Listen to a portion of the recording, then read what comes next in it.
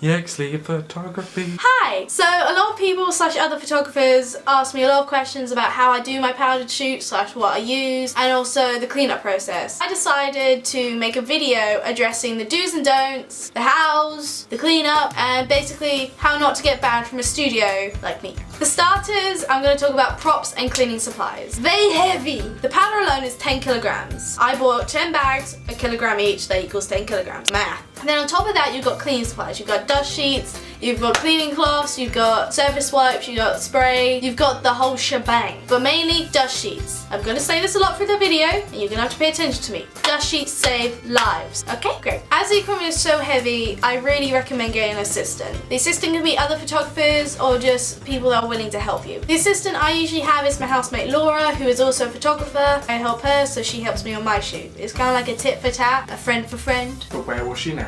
Even though all the equipment is really heavy and you have an assistant, you're still going to end up carrying a lot yourself. So on this shoot, I was carrying a suitcase filled with all the powder and cleaning supplies. My camera bag was on my back, carrying my camera, some lights and lenses. And then I also had a bag for lifestyle bag. I was carrying other cleaning supplies / other equipment. And then my assistant was carrying the tripod, her camera bag, and some other cleaning supplies. You're going to need a lot of cleaning supplies. Again, dust sheets. This leads me on to my next thing, which is setup. Now I've learned setup through a lot of trial and error from when I first used powder in the studio, which I used talcum powder or flour and it was just white powder, to where I am now using holly powder and colour powder in the studio. For the setup, you're going to want to put dust sheets everywhere, and I mean cover everything in dust sheets.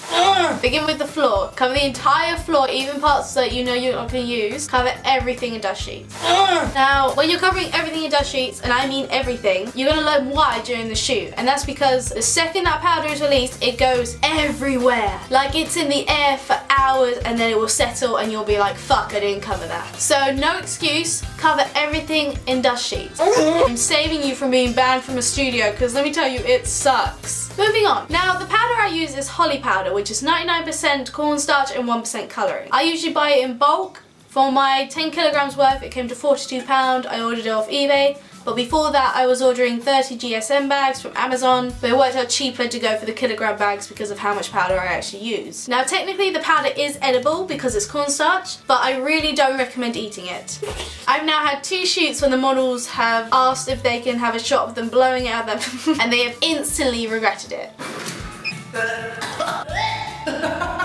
So a lot of my shots are really hit or miss because there is a lot going on in the time for you to take the picture. You've got the countdown for them to release the powder, you've got the model that needs to listen for the countdown.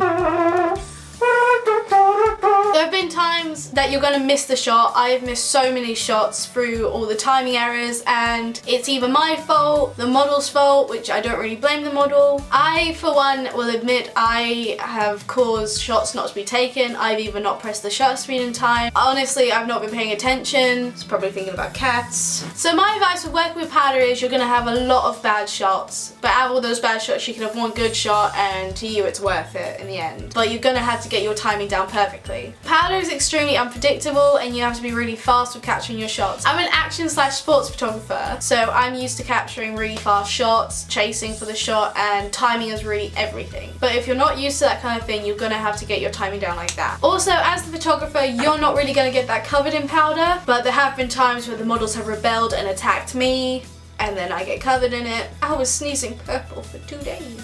So you're going to need to prepare your model that they're going to get covered in powder. It's going to stain their clothing, so please make sure they wear clothing that they don't mind getting ruined. Or if you bring a stylist in, make sure the stylist understands that the clothes are going to get stained and or ruined. And also make sure your model is prepared to leave covered in the powder unless they bring a spare change of clothes, but their skin is still going to be stained until they get into a hot shower. Now, prepare for a really long cleanup process if you haven't used dust sheets.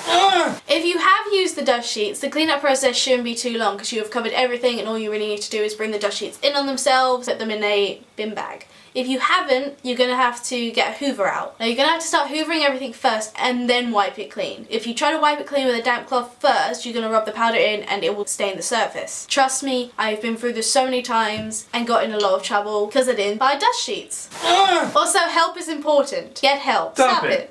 Get some help. It also helps if you have some extra hands. so you can ask friends help. Usually during the cleanup process, I really ask myself why I've done this to myself again, because the process of cleaning up just takes so long. Everything's stained. I have to then double check the studio so many times before I leave to make sure it's okay and that I'm not going to be banned from this one. And during this whole process, I'm hating myself for using powder. I'm saying it's not worth it. But then I get home, I upload the pictures, and I realise that the pictures are actually worth the hassle they went through to get them. I'm happy with them, the model's happy with them. If a client hired me for them, they're happy with the image. And that's kind of why I've stuck with powder for this long, and why I've experimented with it in so many different ways, and why I plan to continue using powder if I can think of other ways to use it. So to sum up, dust sheets. That is the biggest advice I can give you for these powder shoots. So I hope this helped you guys. Thank you so much for watching and getting this far through the video.